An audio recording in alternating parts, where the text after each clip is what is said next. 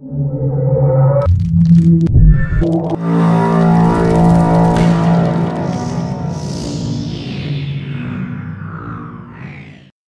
what's going on, and welcome to Guns N' Roses Central, and I want to welcome you guys to this week's news video. But before we get to the news, I want to let you guys know about a shop that we've actually teamed up with. So we've teamed up with the metalmusicstop.com. We're actually doing a giveaway today, and I'm going to take you guys through some of the items we're giving away, and I'm also giving you guys a promo code for 20% off their store. So they sell rock and roll t-shirts like the one I'm wearing, which is the Guns N' Roses shirt. They sell necklaces like I'm wearing. They sell like baby onesies. They sell beanies and hats, vinyl, anything for basically a rock and roll fan. So let's talk about what items we're giving away today.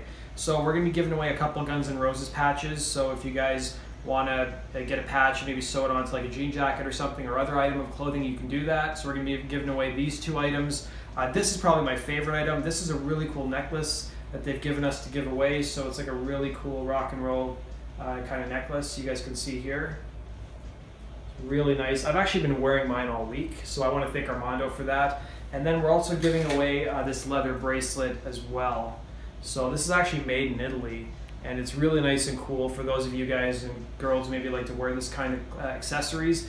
And basically, we're giving away those four items. If you guys want to enter to win, there's one question you have to answer. So the trivia question is going to be, what was Chris Pittman's nickname when he was in Guns N' Roses? So the first person to send me the correct answer at the email address below will win, and I will ship this all the stuff to you for free, and you guys can enjoy. So good luck with that. And you guys can also use a 20% promo code, which is GNR20 on their website, and you'll get 20% off your order.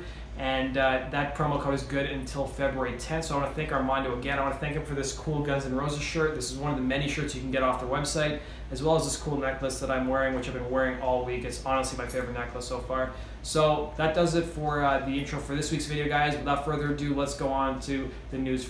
So we've got a pretty big rumor about Guns N' Roses this week. So there's a gossip site called Crazy Days and Nights. Now, I have never heard of this website until this week. So for those of you guys who are not familiar with it, Crazy Days and Nights is an underground celebrity gossip blog run by a group of shadowy anonymous sources within the entertainment business, or at least so they say. So almost all the rumors they post are blind, meaning they do not reveal who they're actually posting about, but it's just enough detail to make you dissemble to basically an educated guess.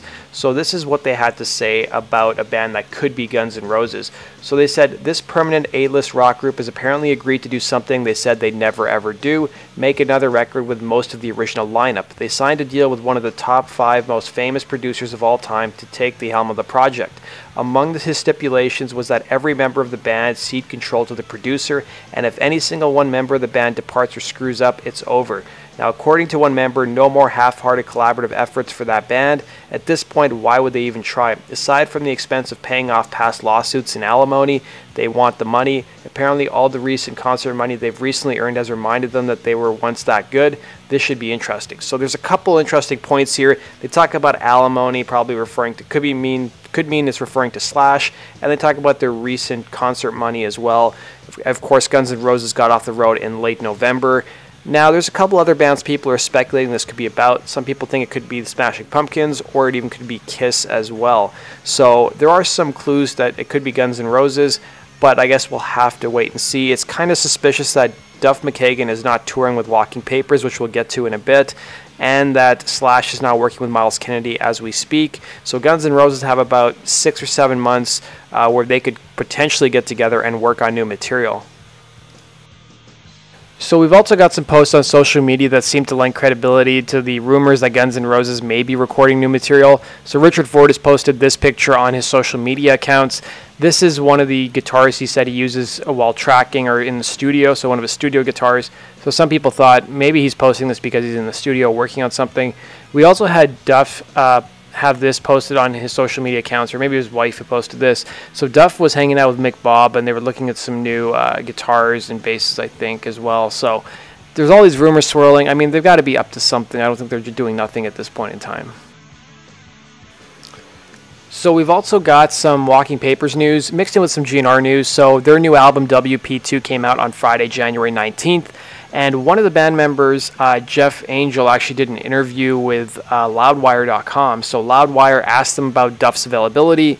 whether he's going to be playing with Walking Papers on their CD release party or on any future tour dates.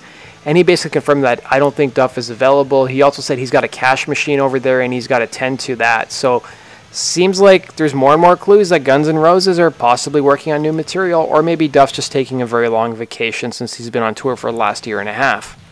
We've also got another clue possibly. So the Guns N' Roses photographer Kat Benzova posted this on Instagram.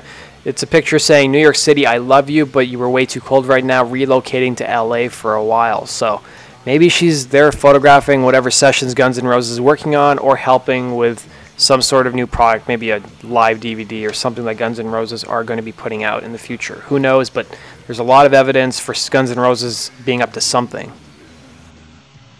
We've also got an interview as of last week with former Guns N' Roses drummer Matt Sorum. So he was on Good Day LA with Jane Lynch from Glee, and they were on there to promote their program they work with called Adopt the Arts, where they go bring music education to different schools around California. And I've posted the interview on my website as well as on my YouTube channel. I've linked to the interview down below in the description box if you guys want to go check it out. Now, unfortunately, he doesn't talk about the Guns N' Roses reunion, but they do play Paradise City at the end of the interview, and it does feel a bit awkward as they close in on Matt. We also had some more tweets from Axl this week. So last week he tweeted his condolences about Eddie Clark from Motorhead passing away, and this week he tweeted some more stuff related to Donald Trump, or at least Donald Trump's supporters. So he tweeted out about Donald Trump's Attorney General Jeff Sessions, and then also Congressman Devin Nunez. So a lot of it has to do with the Russia investigation that's going on. I'm not going to get into too much of it. If you guys want to read the details, they're up on gnrcentral.com. Staying on the topic of Axl Rose, this is something that's happened a couple weeks ago, and I've been meaning to get to it in my news videos, and finally I'll talk about it this week. So if you guys remember back in 2006, Axl was on Eddie Trunk's show, and he revealed his original vision for the video for Sweet Child of Mine. So he originally wanted the song to deal with drug trafficking and a mother from Asia coming to America. And it was a pretty graphic idea that he had, and of course it was rejected by Geffen Records. So now what's happened is a fan actually created their version of Sweet Child of Mine, the video for it, based on Axl's original vision. So it's a very interesting video. I've linked to it down below if you guys want to go check it out. Let's go on to our next news story for the week. So earlier this week, Guns N' Roses released a recap video of their past leg of the Not in This Lifetime tour. If you guys remember, they were touring arenas around North America for the month of October and November. And Jeff, myself, and Kevin even went to the LA show at the Staples Center. And we were hoping that you could see us in the footage that they show in the trailer, but sadly you couldn't. But I've linked to it down below if you guys want to see their recap video. So Slash made an appearance earlier this week at a concert at the Roxy. So Joe Perry was there promoting his new album that's coming out, and there was a bunch of famous guests there, including Slash, who got on stage to jam with Joe Perry, Johnny Depp, and the DeLeo brothers from Stone Temple Pilots. They were at the Roxy on the Sunset Strip, and also in attendance was Duff McKagan, his wife Susan, and Matt Sorum. So it looks like Matt Sorum and Duff and Slash appear to be on good terms as they were at the same gig. And I've posted a bunch of photos, and Slash was on stage to jam on the song Train Kept Rollin'. So if you guys want to see that, I've linked to it down below in the description box. We've also got some Myles Kennedy news. So he's announced his first set of tour dates promoting his solo album Year of the Tiger. So he's going to be doing 6 intimate shows across the UK in March, including Birmingham, Nottingham, Glasgow, Manchester, Bristol, and London. Now, I'm sure there's going to be more tour dates to follow, and as we get more information on that, I will let you guys know. So Year of the Tiger is going to be coming out March 9th, and I want to know from you guys, are you excited to see his solo album come out? He has released one song from it, at least that I've heard, called Year of the Tiger, so you guys can go check that out in the description box below. So we've also got some Dizzy Reed news for you Dizzy Reed fans. So it looks like he's going to be playing a one-off free show in Australia at Frankie's Pizza. Now, if that place sounds familiar, it's because Gilby Clarke actually played a show at Frankie's Pizza last December. So he's going to be playing a free show. I'm kind of wondering if he's going to be doing any more shows across Australia or whether he's going to be going to New Zealand.